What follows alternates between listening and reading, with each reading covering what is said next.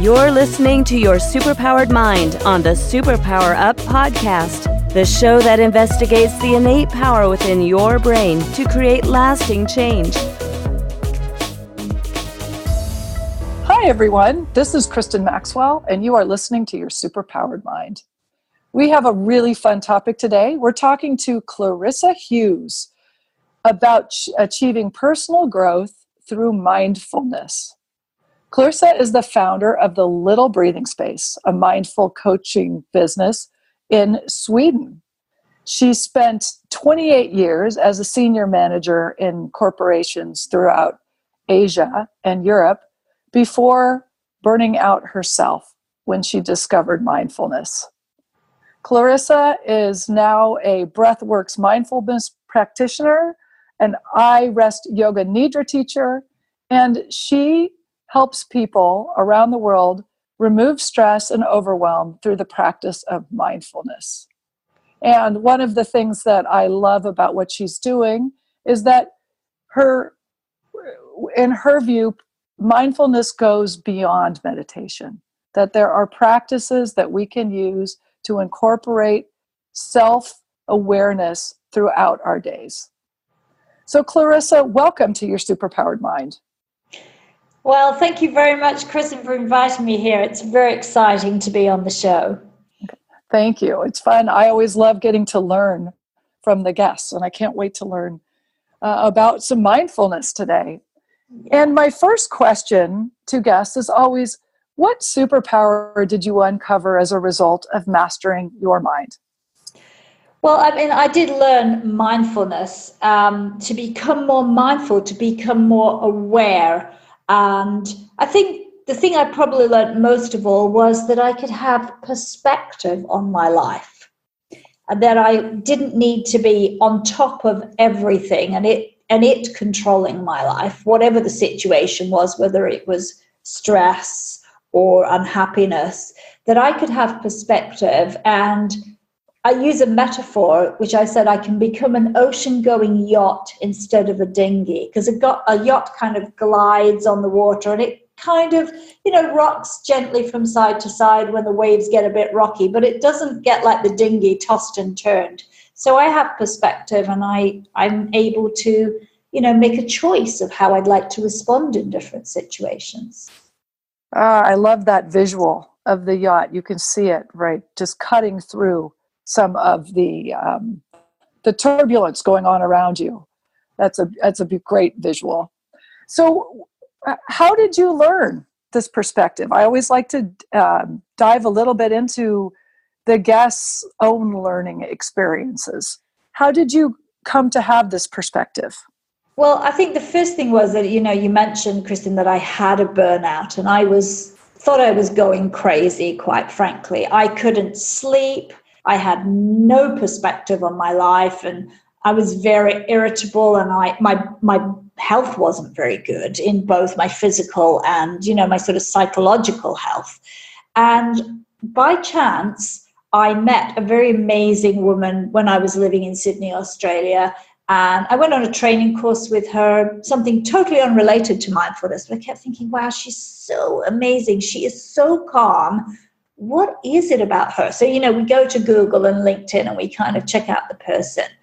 And it said, she's an open ground. She works with open ground. Well, I didn't know what that was. So I Google, and it's a mindfulness training business. And they happen to be headquartered about a couple of miles from where I lived in Sydney. So I actually went on their training course, and I realized very quickly that I was learning something here that was transformative for my life, that I could make choices, that I could take deeper breaths, that I could connect with myself moment to moment.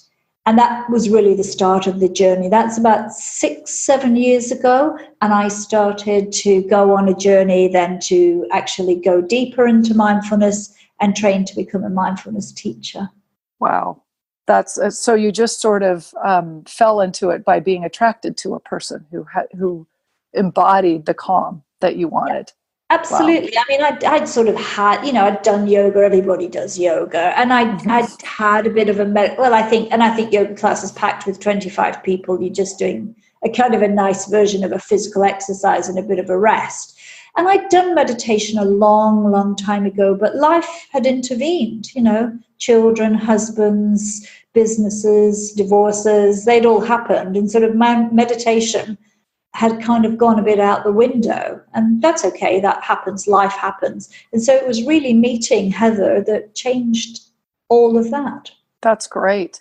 So what would you say is different about how you live life now as before you discovered mindfulness?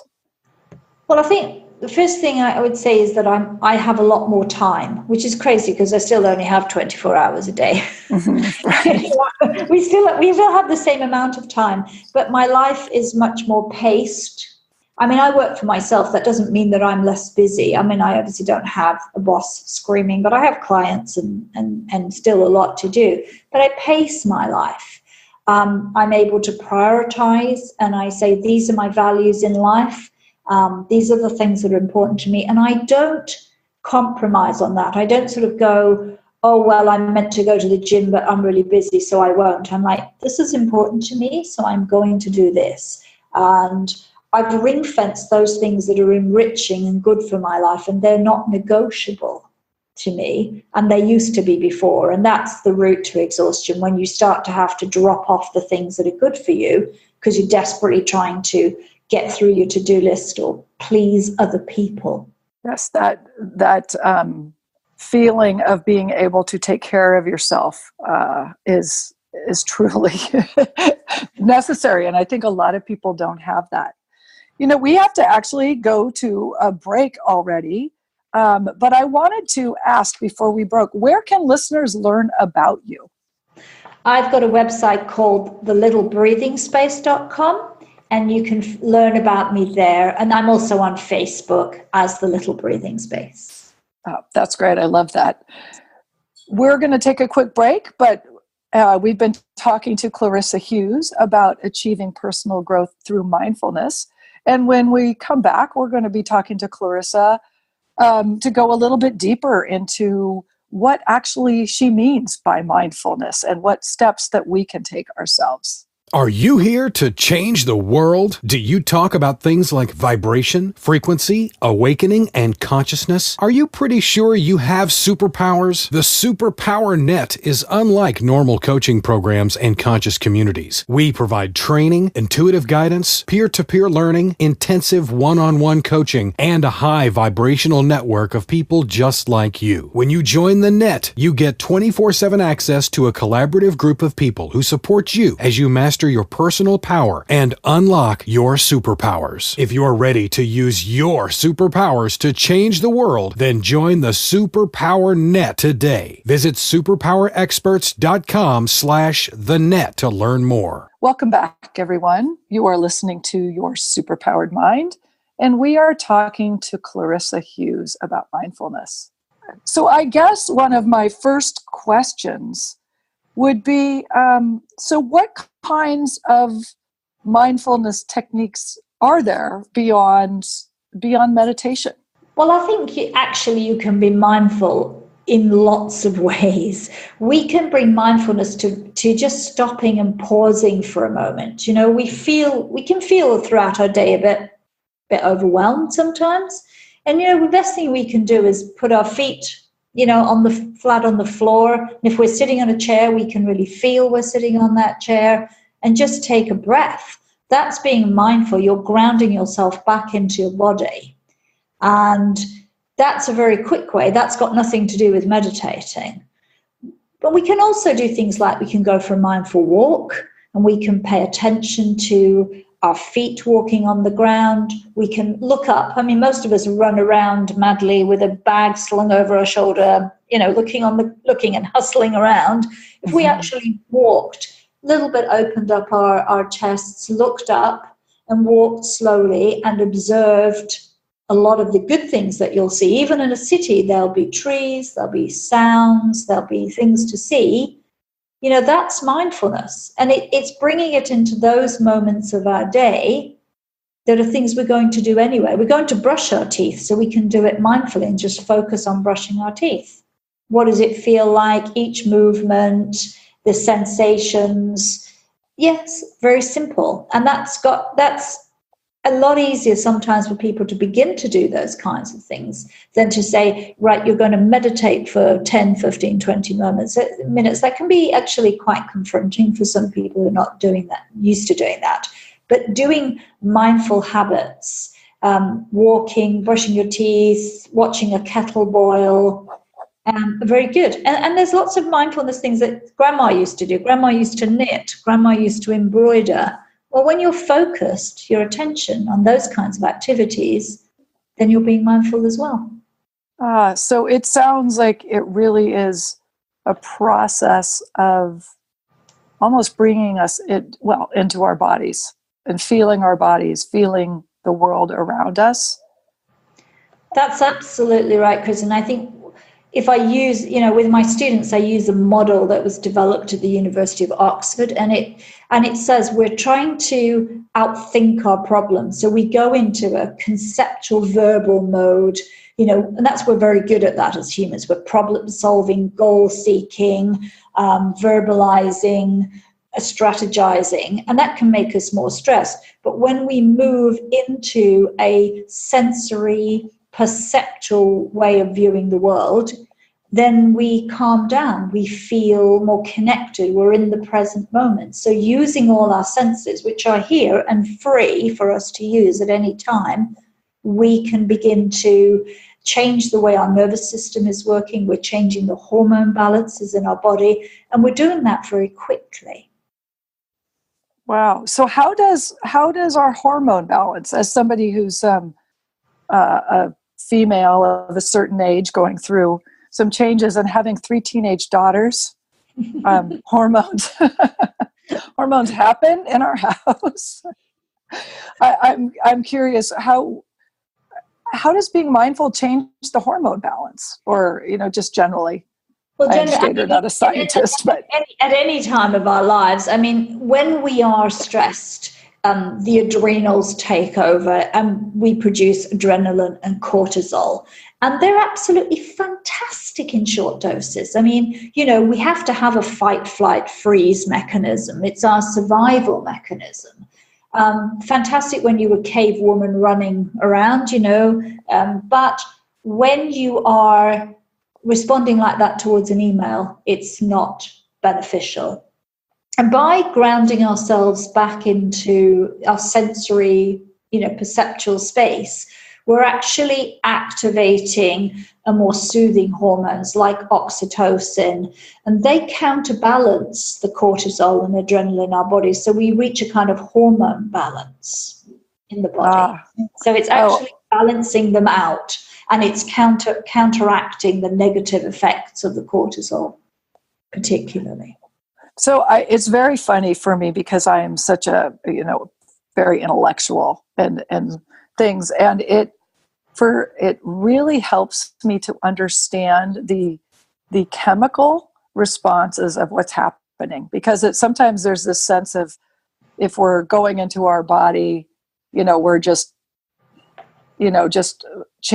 fooling our minds a little bit, but to understand that you're actually making physical changes in your body is very validating to the approach for me. Exactly. And I think that's what we found, obviously, because there's so much scientific investigation. What we're learning is that, we are shifting from the sympathetic nervous system, which is the whole sort of get up and do, to the parasympathetic, which is much more relaxing, and it makes us feel safe and secure. So there is a change in our nervous system, and over time, obviously, when we practice mindfulness, we are changing our brains as well. So we are reducing the size of the amygdala, which is the fight-flight response part of our brain, and we are enlarging the prefrontal cortex, which is more about decision-making processes of the brain. So we do that, and we rebuild neural pathways so that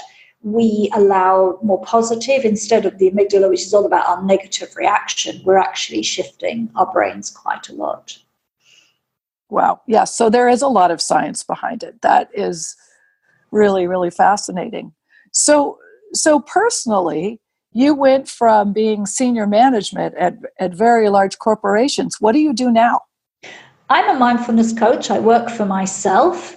I coach people one-to-one in private clinics who have had burnouts, who may also be suffering from not only the kind of psychological sides of stress, but they have physical symptoms. So a lot of them have developed aches, pains, digestive issues, hormonal imbalance issues. And it's very difficult to know whether it's the condition that comes first or the stress, but the two are always joined up, and they can often be very unwell, but they're not unwell enough to need a doctor all the time. Although I do work very closely with other psychologists and psychiatrists and doctors to help people back on their feet. And I coach them in mindfulness techniques, and particularly how they can change their behavior and their relationship to themselves to have the ability to feel calmer and to be much more compassionate to themselves. That's a big part of mindfulness, is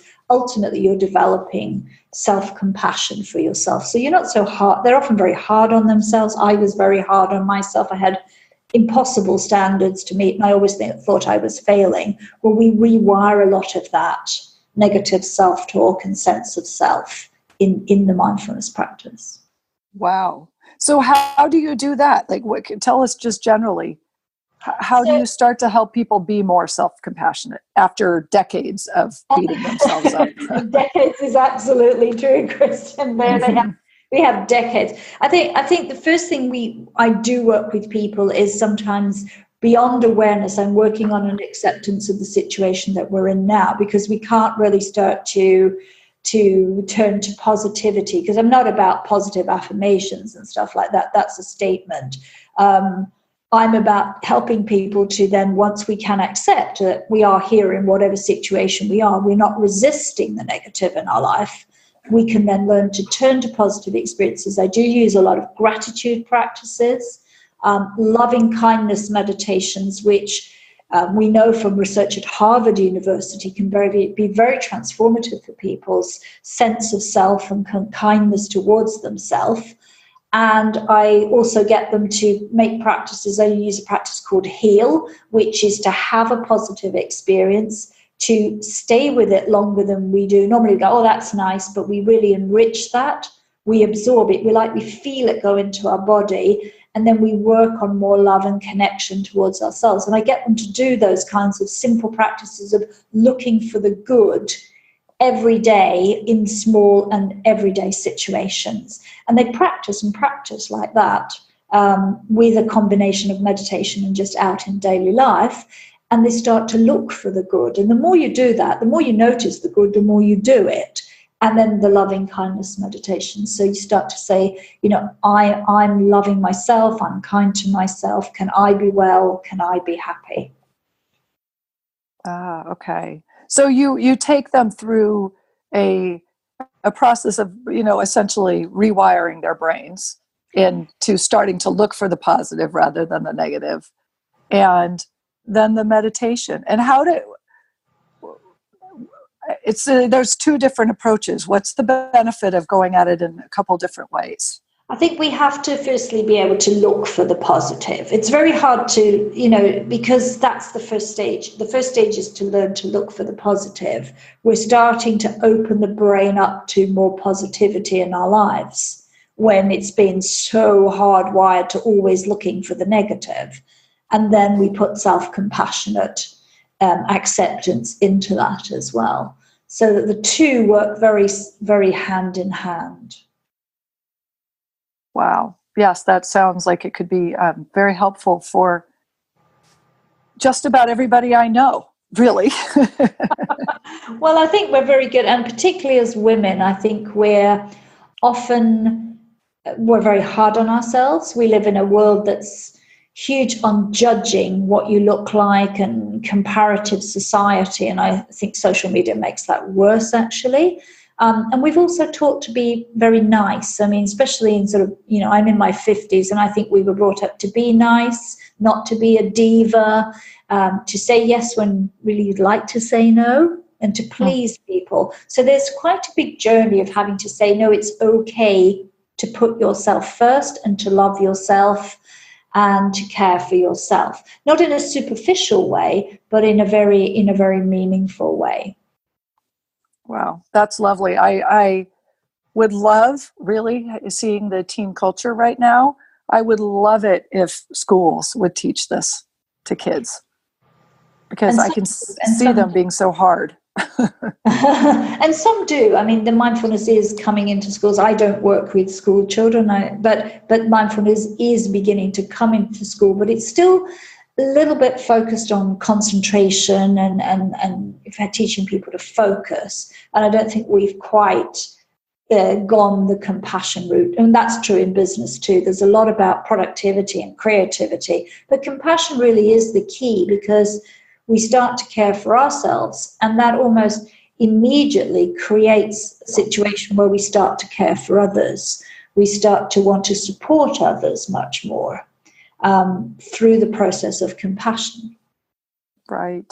Do you find that people have a hard time making the time, or even sort of incorporating some of these into their lives, some of these statements, just even a hard time admitting it to themselves?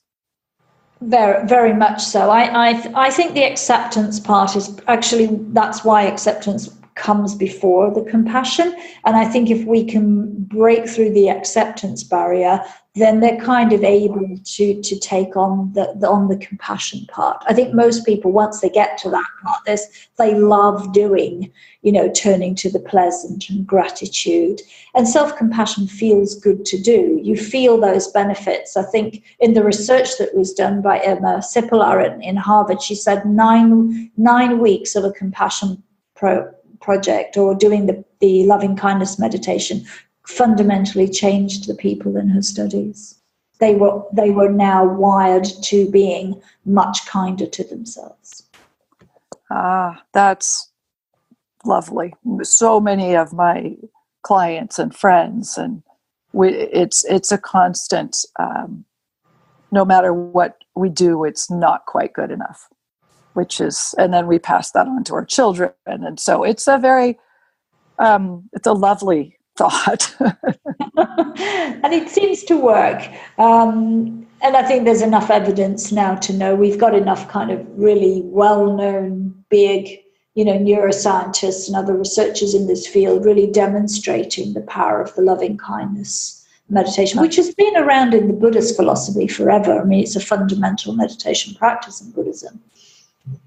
Right. And I think that's one of the biggest changes I'm seeing is, it used to be that meditation, there was a sense that it was really very spiritual and very out there.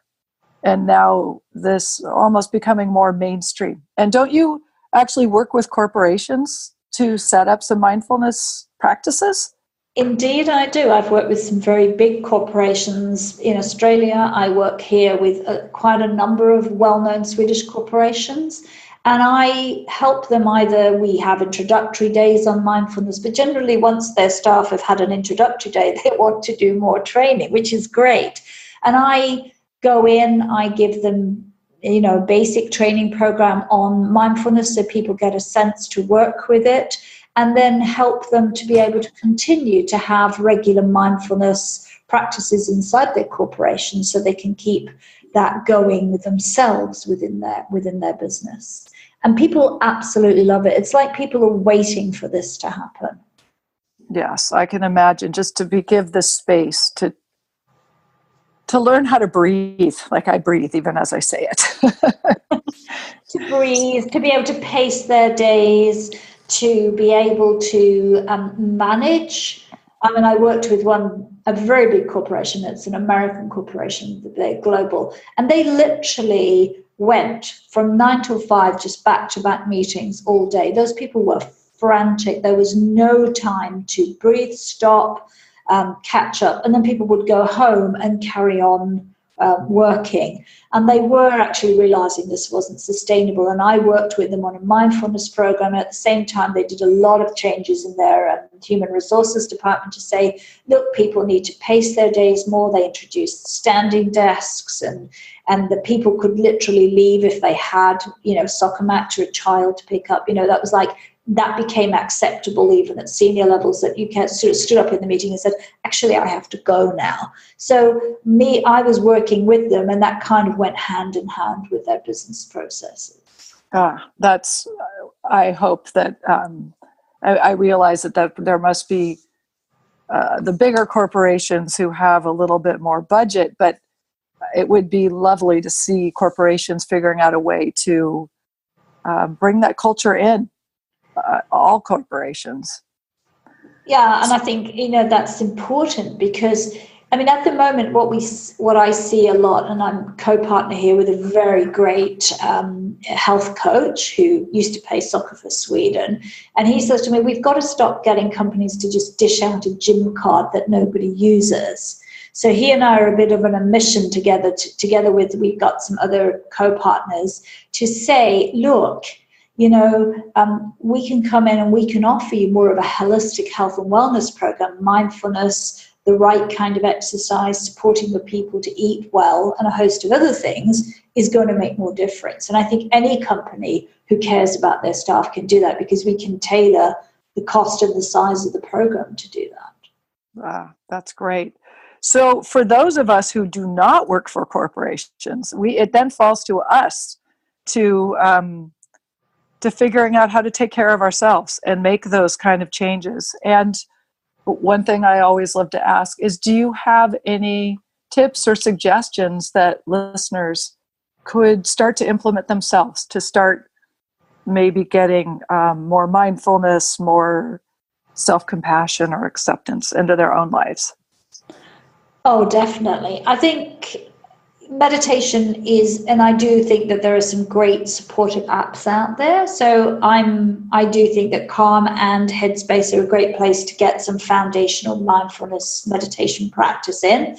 And that is just that you start by making a little pause in the day that's for you. And then that's the most fundamental start, because that is both mindfulness practice, so you're getting used to that breathing and calming, but actually by making that time, you're building some self-compassion, because you're saying, well, this is my time, even if it's only 15 minutes, it's my time, and I'm going to ring fence that time. So that's one of the important sort of little things to put into your day. And my other tip to people is to take a good look about the things that really nourish and sustain you. Get a list out and write out a list of all the things that sustain you and that you can actually do. And then on the other side of the paper, like divide it into, write down all the things that drain you, your drainers, the things that aren't so great, people, places, situations. And then look and see how many of those drainers you could change, because sometimes they're little things. They're like, I sit in the traffic all the time, or, just work out whatever it is. It's difficult when it's people, because we can't always change people, but we could be their particular TV programs or even too much social media. Could I make some short adjustments here so that I've got a list of prioritized nourishers or sustainers in my life and a shortened list of drainers? We can all do that quite quickly in our lives, because suddenly we're prioritizing some things that are really good for us, and we say, these are important to me, whether they're eating healthily or they're my regular walk with the dog, whatever they are, put them in and do those, and then reduce some of the things that make you feel tired, because then your energy is better. And with a little short meditation practice, 10, 15 minutes a day, it's the start on the journey, and it's not so hard to do that. That is great advice. Just really getting clear on what you're doing in your day that drains you, that does not make you feel good. I do know personally that I spend a lot of time in the car living in Southern California and driving kids around. And when I discovered that I could listen to, enlifting podcasts and also books on tape, really inspirational ones, I literally said it changed my life, because I looked forward to getting into the car. When the kids weren't there, I could listen to information where I was learning and growing. So the time in the car alone became growth time rather than draining time. And That's beautiful.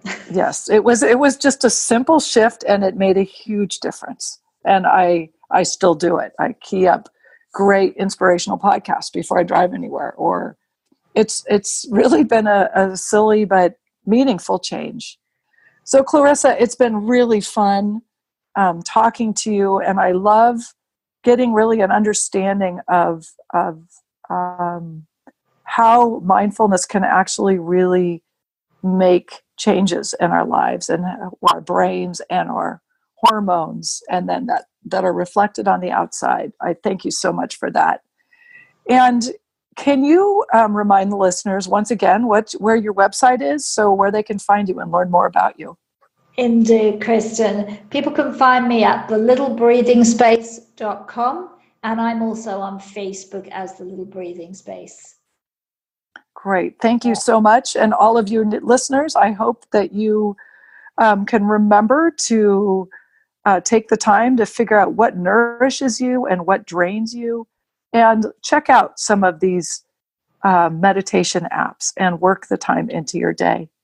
Until next time, but go out and remember that you do hold the power to change and transform your world. Thank you.